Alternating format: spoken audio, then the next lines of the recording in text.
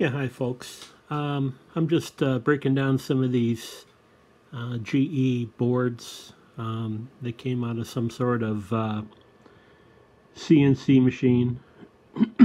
And anyway, there's all different designs.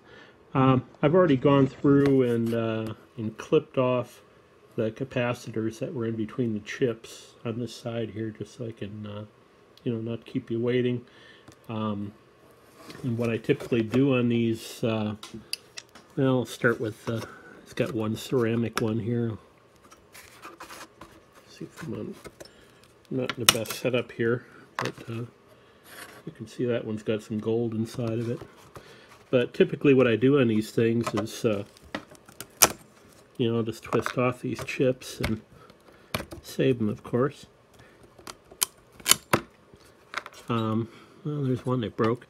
What I was going to get at, though, is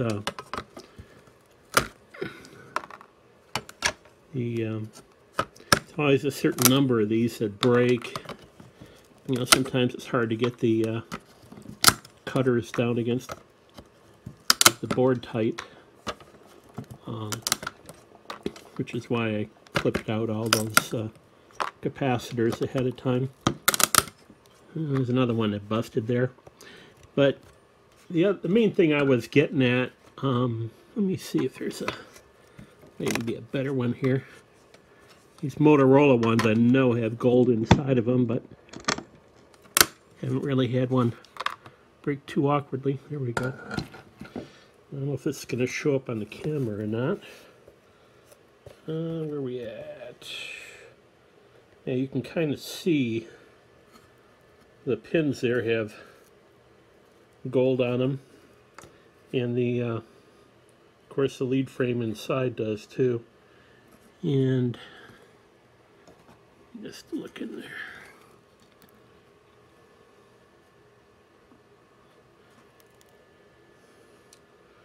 This one over here that busted, you can see it also had gold inside of it. And all these Motorola chips will for sure. The other ones are hit and miss, but actually it's been a pretty high percentage in this board. Let's see. Of course, you can never find a date code when you're looking for one.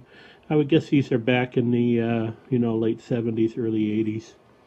But anyway, yeah, actually there's a chip over on this side. It's got, looks like it's got gold pins. Yeah, it does.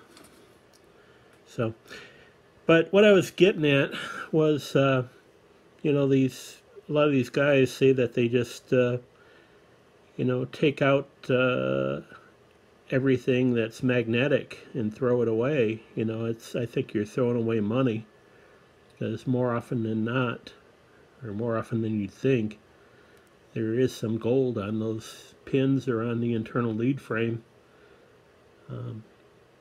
And it's not just the bond wires. So anyway, that's all I want to say. Hello again. As usual, I always have afterthoughts and stuff I should have gone over. I cracked open a couple of these ICs. Let's see if I can get some light on it. I think this one was a Fujitsu, but you can see the gold around the middle of the lead frame there and by the IC itself. And of course it also, probably had some gold bond wires in there too, which I may have ripped out by now. But, let's see, here's a different one. This is one of those, oops, you never know how they're going to break when you split them open, but this is one of those Motorola ones, I think.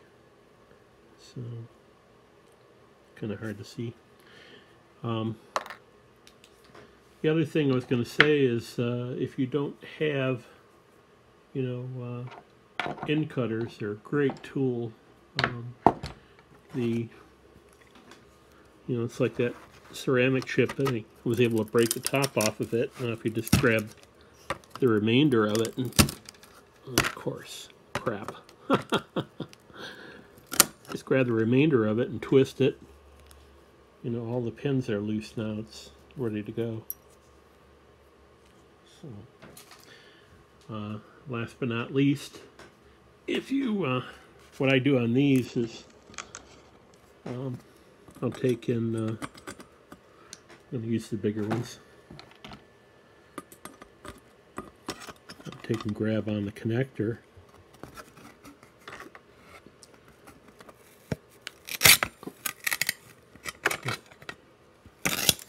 And just break those right off. And then later on I work on them at my leisure as far as getting the pins out. But usually it's pretty easy to break these boards.